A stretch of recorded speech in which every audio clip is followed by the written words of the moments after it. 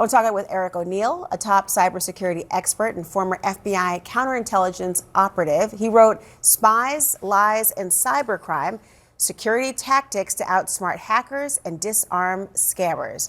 Well, perfect person to talk about this. Let's talk about the letter that apparently was asking for millions in Bitcoin.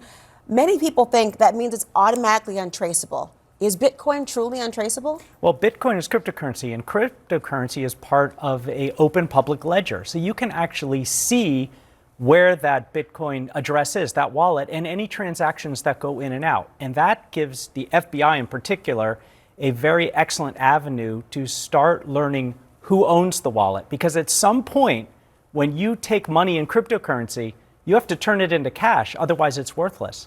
And that means you have to go to some sort of exchange or peer-to-peer network or turn that cryptocurrency into a stable coin, a coin that can be tracked by law enforcement. So at that point, there's an ability for law enforcement to determine who owns the particular wallet that is holding that Bitcoin. How about for the email? Because it was provided, no contact information, but it was emailed to those media outlets.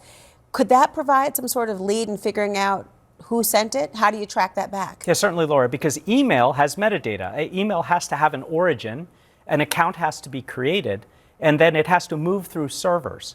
So for a normal person, it's difficult to hide where the email is moving through the internet, right? It's going to touch servers, and those are points of access for the FBI. You would have to be incredibly sophisticated to know how to use dark web and the Tor network, and that's a level of sophistication that may be beyond just a basic kidnapper. And even if you have that sophistication, you have to do every communication right. You can never make a single mistake. Otherwise, law enforcement can key in on you. There's no communication yet other than the ransom letter we're aware of. I wonder, in terms of trying to track in the way you've described, would it behoove the family to provide some small amount of money that essentially has a tracking device of sorts on it at that point to figure out where it would go in the conversion scheme? Well, what they could do is put some money into the Bitcoin, in Bitcoin into the wallet, right? Into the cryptocurrency wallet.